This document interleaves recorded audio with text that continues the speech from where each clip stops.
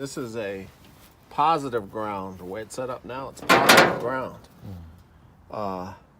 So see those wires there? Grab one of them. The big red one is new, but the other stuff is cloth. Oh, it's all breaking in there. Yeah. Yeah.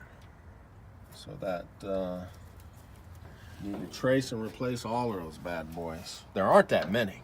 These cars didn't have that many wires. But the main thing where people fail to check is up underneath the dash where you have your lights. Yeah. Because what I would do is convert it to 12 volt negative ground. Yeah.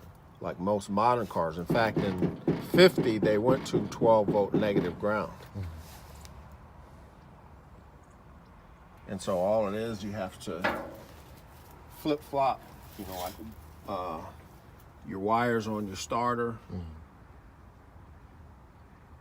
See what, I got another manifold for this thing, so I'd like to replace the manifold because this one has a hole in it right here. Somebody tried to patch it. There's a hole there. So it's like boo, boo, boo, boo.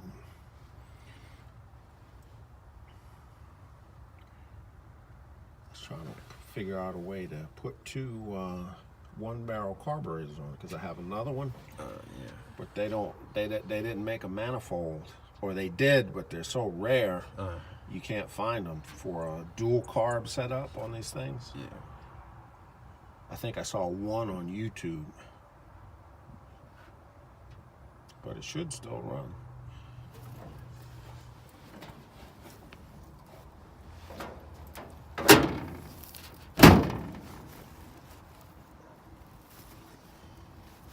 Yeah, need to get her done.